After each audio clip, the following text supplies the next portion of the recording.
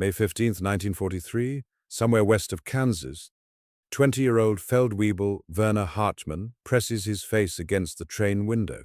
He's been traveling for 3 days since leaving Camp Shanks in New York. 3 days watching America roll past. 3 days trying to understand what he's seeing. The train slows at another dusty station, Amarillo, Texas. On the platform, a man in leather chaps and a wide-brimmed hat watches the train.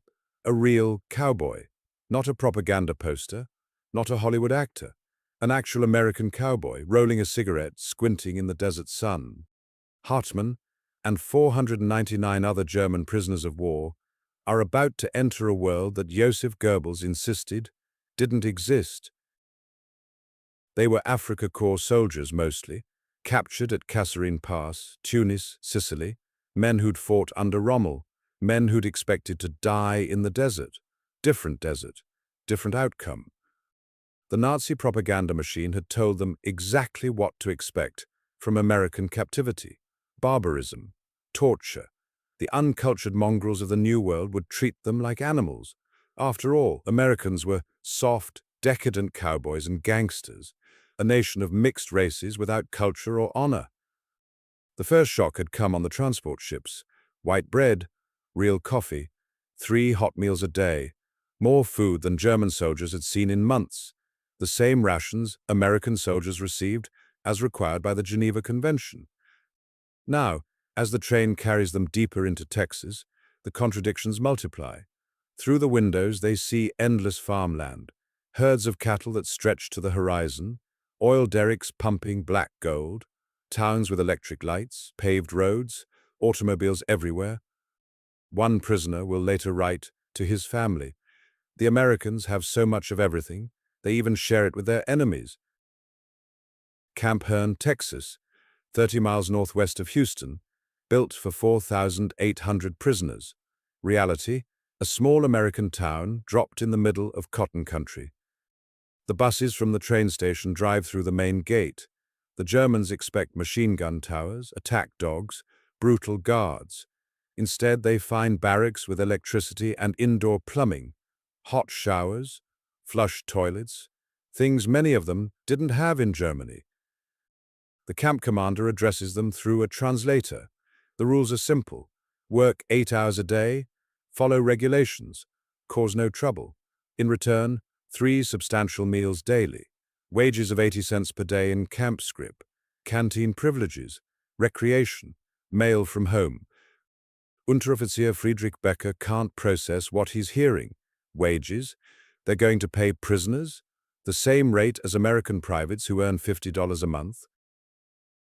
The next morning, they meet their work supervisors, not soldiers, ranchers, cotton farmers, cattlemen, men in worn denim and leather boots, men who need hands for the harvest.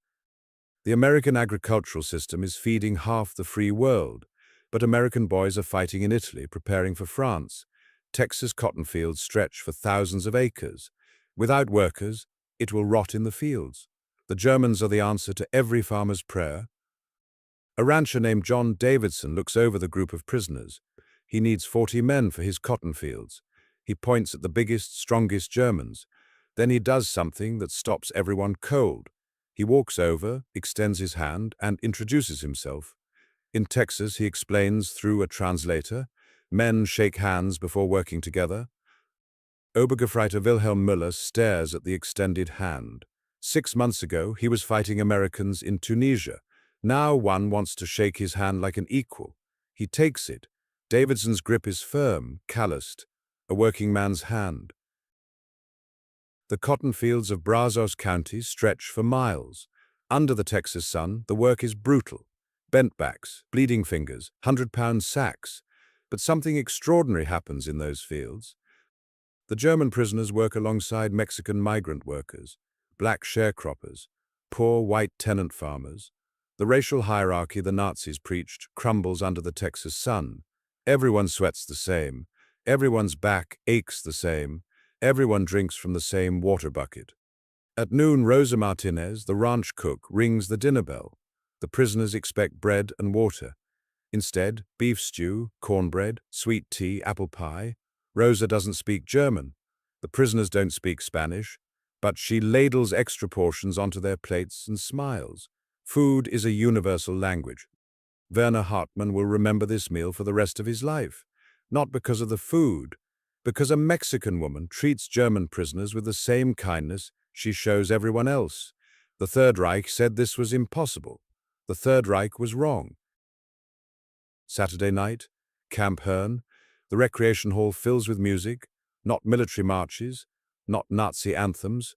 Bob Wills and his Texas Playboys on the radio. Western swing. The sound of America in 1943. After Italy switched sides in September 1943, Italian POWs gained more freedoms. They could attend local dances, chaperoned and supervised. German prisoners watched with envy. Some camps later allowed carefully monitored social events. Always supervised, always controlled, but still a slice of normalcy in wartime. The prisoners form bands, learn American songs. Some write new ones. A strange fusion of German folk melodies and Western swing, music that exists nowhere else in the world. The letters home create their own crisis. What can they write? How can they describe this to families suffering through Allied bombing, to mothers standing in ration lines, to wives who haven't seen meat in months? Friedrich Becker writes to his wife in Hamburg, "The Americans are not what we were told. They have given us warm clothes and good boots. We eat meat every day. I am saving my wages. When I come home, we will have money." He doesn't mention the abundance that surrounds him, the cars every farmer owns, the electric lights burning all night, the stores packed with goods. How could he? She wouldn't believe him. The censors wouldn't let it through anyway. Camp McLean, near Amarillo. Here, the cowboys aren't metaphorical. They're real, and they need help with thousands of head of cattle.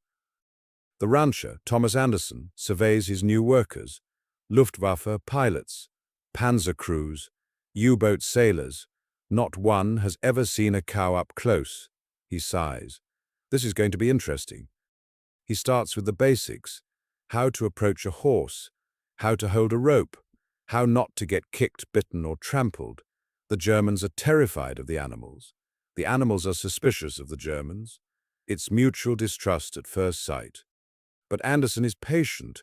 His own son is flying B-17s over Germany. These boys in front of him are someone's sons too. Enemy or not, they're here, and cattle don't care about politics. Within weeks, something magical happens. The Germans take to ranching like they were born to it. Maybe it's their military discipline. Maybe it's their engineering minds appreciating the logistics of moving cattle. Maybe it's just that working with animals is honest in a way that war never was. Hauptmann Erich Schmidt becomes Anderson's best horseman. He can rope, brand, and doctor cattle with the best of them. At night he sketches the landscape, mesas at sunset, longhorns against the sky, cowboys and Germans working side by side, images that would be impossible anywhere else in the world in 1943. Sunday morning. Within the camps, German prisoners hold their own religious services. Lutheran ministers, Catholic priests among the POWs lead worship. The American military provides hymnals, religious materials, freedom of religion, even for enemies. Some camps arrange special permits for prisoners to attend local churches on holidays. Christmas, 1944, a handful of German POWs sit in the back pews of an American church. The hymn is Silent Night, originally Stille Nacht in German. They know every word. By the third verse, some are crying, not from sadness, from the shock of being treated as human beings in an enemy land. December 23, 1944, Camp Papago Park, Arizona. 25 U-boat sailors have been digging for 3 months. Their tunnel stretches 178 feet beyond the fence. Tonight, they escape. The plan is brilliant in its stupidity. Float down the Salt River to Mexico. Live free until Germany wins the war. They've built a collapsible boat, studied maps, saved food. Everything is ready. Kapitän Lieutenant Hans-Werner Krauss leads the way. They emerge in the Arizona desert under a full moon. Freedom. They run toward the river and stop. The Salt River is dry, bone dry. not a drop of water, just sand and rocks. The maps were from 1880, before the dams, before irrigation. Their boat is useless. Their plan is dead. They scatter into the desert. Within hours, they're lost. The Arizona desert in December is freezing at night, burning during the day. They have no water, no real food, no idea where they are. Unteroffizier Johann Kramer stumbles into a gas station near Phoenix. He's been free for 3 days. He's sunburned, dehydrated, hallucinating. The attendant, an old man named Pete, gives him water, makes him a sandwich, then calls the authorities. While they wait, Pete shares his coffee, tells Kramer about his own son in the Pacific. 2 father's sons, one lost in the desert, one lost in a war. Captain Jürgen Wattenberg makes it furthest, all the way to downtown Phoenix. He's sitting in Van Buren Street on January 28th, when a street cleaner notices his accent. The police find him exhausted, homesick, ready to return. Even escaped, America is still America, abundant, comfortable, impossible to hate. Spring 1945, the war in Europe is ending. In the camps, the mood shifts. Letters from home stop coming. Cities are rubble. Families are scattered or dead. What is there to go back to? Thomas Anderson makes an offer to his German Cowboys. He wishes they could stay, work the ranch. He'd sponsor them if he could. The pay would be good, $100 a month plus room and board, more than they'd make in Germany, if Germany still existed. But the Geneva Convention is clear. Prisoners must be repatriated. No exceptions. They must go home. But home to what? Soviet occupation? Rubble? Starvation? Ranchers across Texas, New Mexico, and Arizona write to their congressmen. These aren't just prisoners anymore. They're neighbors, friends, the best workers they've ever had. But the law is the law. May 8th, 1945, VE Day. Germany surrenders. In Camp Hirn, the prisoners listen to the radio in silence. Their country is gone. The Third Reich, that was supposed to last 1,000 years, lasted 12. Everything they fought for is ash. But something else has been born. In these camps, on these ranches, in these churches, understanding, friendship, a different future than anyone imagined. That night, John Davidson brings a bottle of whiskey to the camp. Good bourbon, pre-war. He shares it with Wilhelm Müller and the Germans who've worked his fields. They drink to the end of war, to the dead on all sides, to whatever comes next. Müller tells him, through an interpreter who's no longer needed, that he wants to come back. When he can, if he can. America has shown him something Germany never did. That strength doesn't require cruelty. That power doesn't demand hatred. That enemies can become friends over cotton fields and cattle drives. The repatriation begins in 1946. Trains reverse their journey, east to the ports, ships to Europe, back to a destroyed nation. But the Germans carry something with them. Knowledge, not military secrets. Something more powerful. They know how Americans farm, how they organize, how they work. They've seen American abundance and understand it's not magic, it's methods, machinery, management, things that can be learned, copied, adapted. More importantly, they know Americans, not the propaganda caricatures. Real Americans. Thomas Anderson teaching them to ride, Rosa Martinez ladling extra stew, John Davidson shaking their hands, Pete giving water to an escaped prisoner. When they tell these stories in Germany, no one believes them. Americans treating prisoners better than Germany treated its own soldiers. Impossible. Paying them wages, teaching them skills, sharing their churches. Fantasy. But the evidence is overwhelming. 425,000 German POWs worked American farms from 1943 to 1946. They harvested millions of dollars in crops, picked cotton by the ton, saved entire harvests that would have rotted. The American agricultural miracle that fed the Allied war effort. German prisoners helped make it possible. By 1950, something remarkable happens. Immigration laws change. Former prisoners can return $5,000. They board ships in Hamburg and Bremen, not as prisoners this time, as immigrants, seeking the America they found in captivity. A former Africa Corps sergeant returns to Texas in 1951. John Davidson is waiting at the station. Same handshake, stronger grip. No translator needed now. His English is perfect, Texas accented. He sounds like a cowboy. He marries a local girl, opens a machine shop, fixes tractors and farm equipment. His son will go to Texas A&M, study agriculture. His grandson will serve in Afghanistan, U.S. Army, 82nd Airborne. The transformation is complete. Another returns to Arizona. Thomas Anderson has work waiting for him, the best horseman he ever trained. Eventually, this man buys his own ranch, 500 acres near Tucson, raises quarter horses, wins prizes at state fairs.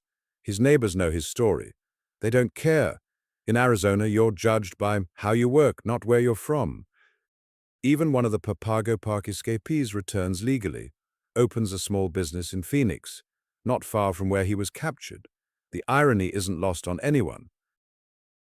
Decades later, former POWs return to visit the camps.